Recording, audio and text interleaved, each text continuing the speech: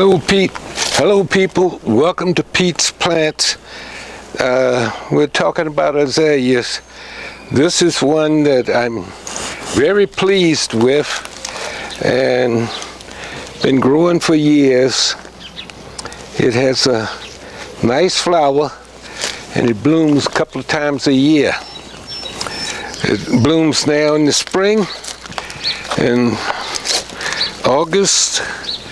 July it will start blooming again and just bloom until frost knocks it down. So to me it's a gorgeous plant. I haven't figured out the ideal location for it right now. This is getting a little bit too much sunlight, and consequently the blooms are fading when you compare them to down here. Now, growing azaleas, there are all kinds of beautiful things that you can do. There's a lot of aggravation because you come out and say, okay buddy, what's making you sick? And it just sits there and looks at you. So there are so many different viruses and funguses, I won't even attempt to try to go into that study. Number one, I don't think I'll live long enough to get all of the answers. So looking at that, I do what I can to figure out what's ailing them and treat them as best I can organically. I just don't want to get hung up with a lot of chemicals. Some of these, unfortunately, haven't started blooming yet. They are later bloomers and they will do well. This one I'm pleased with. It's already showing me that it's going to be bicolor. I really like when I see azaleas that'll be bicolor. Here again, something is saying, you like it, so do we. So I'm treating it, trying to find out what's causing the problem.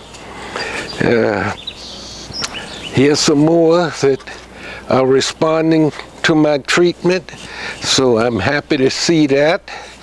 And this one is a little piece that I've propagated, and boy, when that bud starts opening up, it is a gorgeous bloom. I really enjoy it. One of the standards for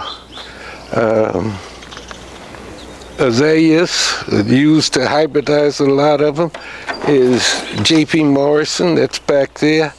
This one, I haven't been able to find the name on it, so I'm growing it. It is a gorgeous bloom when it opens, bicolored. And if we will scoot on around, this is another one that's interesting. No name.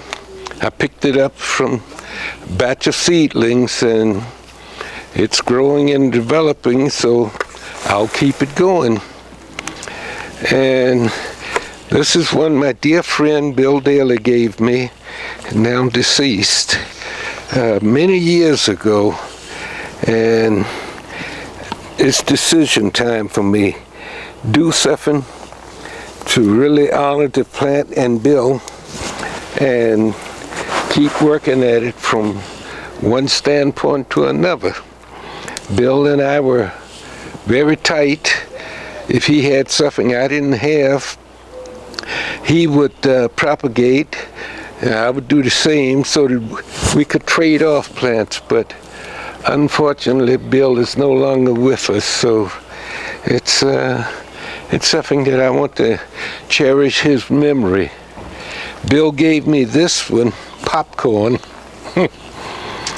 It turned out to be one of my wife's favorites, so consequently, when it's finished blooming, we will put it in a new container. I just got some containers yesterday from a dear friend that manufactures them or makes them, and Her containers are highly prized because of all of the awards that she has won in doing bonsai containers. And one of my prized pieces is this this Azalea rhododendron. Amena is the name of it. Bill gave it to me many years ago, and it has an exceptionally small leaf when it's not in bloom, and it's finishing off now. It gets started about mid-April each year, and it goes from there. So it is one of the few pieces that goes way back. When Bill first gave it to me, he dragged up a little piece about this size with root on it. And he said, "Pete, I'm ashamed to give you this, but this is a piece worth growing." So here we are 39 years later. It's in a bonsai container. It has a nice base to it. This is as tall as it gets, or make it even taller if it's in the ground. But I am so pleased with its development as a bonsai that I got one goal now, is to keep this alive and healthy and growing strong. It's a prize piece. If it won't cooperate with when we have the bonsai show in blooming. It says every year in the spring, I'm going to bloom when I want to, whether you like it or not. So consequently, it won't go into the bonsai show, which is next weekend at the National Arboretum. And that will be a big show, the annual show that we have there.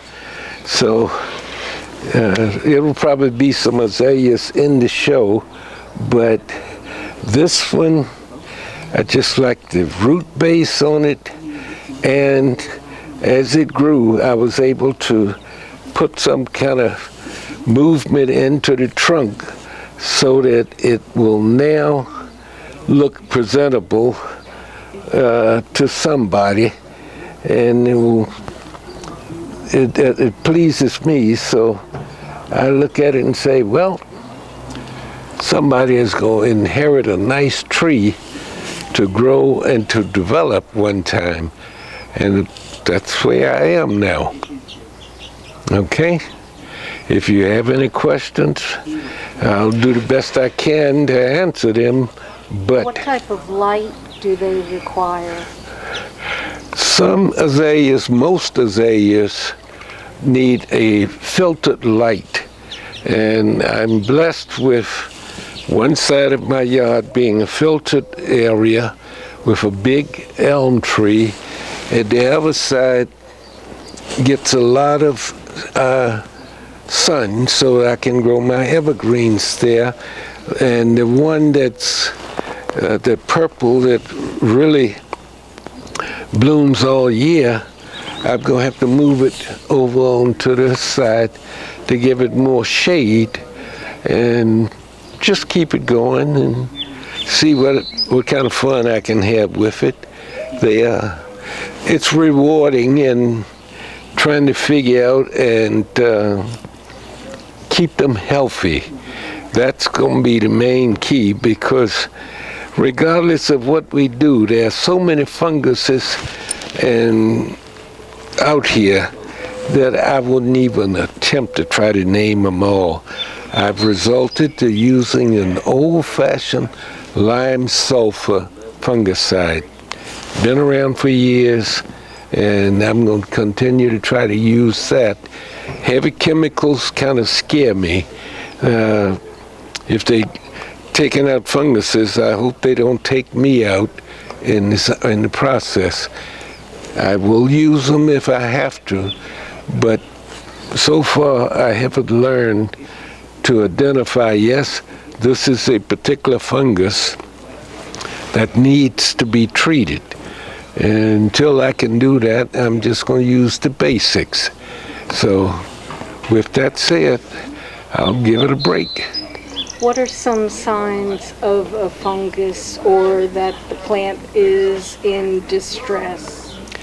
Well, when you see like dead branches on plants, like this is all dead back here, okay? And that is, I'm going to clean it up as best I can, get it out of this old soil, and just put it in fresh soil. I will probably give it a day or so to kind of dry, and then use a power washer to get all of the excess soil off and put it in total fresh soil. And after I dip it into a lime sulfur solution, and then see if it lives. If it lives, great. Then I've learned something. If it doesn't, well, I just have to keep trying. When you look at all of the funguses in the soil, I mean, there are thousands of them. Ideal conditions bring different ones to surface. To say man will identify all of them, it's a far stretch. To say that there are many that he can treat and deal with, yes, there probably are, but don't be fooled to think that because someone has some knowledge that they know all of the funguses that are in the soil. Every 20 years or so, something new surfaces. We just don't know. And the best we can do is practice good hygienic horticulture, keep the area clean and free of debris, because we just don't know what brings this stuff out. Ideal conditions will have a big effect on a lot of different plants. Clean your tools, because if you have a fungus in one area and you use a tool in that area, sterilize it and clean it before you go to a different area with it. If you don't, and pruners are never too, all of the landscaping people, they come in and get the job done real quick. But how many have you seen take the time to clean their tools going from one tree to the other? None. So practice good hygiene. That is the best thing you can do for protecting the plants that you have. Talk to people, see who has done some study to find out what problems exist, what is in the soil, and what is not helping your plant. What type of soil do you use for azaleas? Azaleas like a rich organic matter and a good draining soil. This basic soil is, humus. When you buy one, they're usually planted in peat moss. You want to increase the drainage. Peat moss will hold too much moisture, and consequently, the root funguses will set in very quickly. So drainage and construction sand is one of the best things that you can mix in the soil to ensure good drainage and healthy healthy root development, because being porous, it allows a lot of air to get in, and you will have a healthier plant. Are the roots shallow or deep? Azaleas are very shallow-rooted plants. They top 4 inches is where you want to really protect, because they will develop more surface roots than your average plant, and all kinds of feeder roots. And if you got those well protected, you will have a healthy, rewarding plant. What type of food and when do you feed? Well, when you get into foods, I use 100% organic. I killed plants some 40, 50 years ago using chemical fertilizers. To me, they were good. They got the growth going and everything.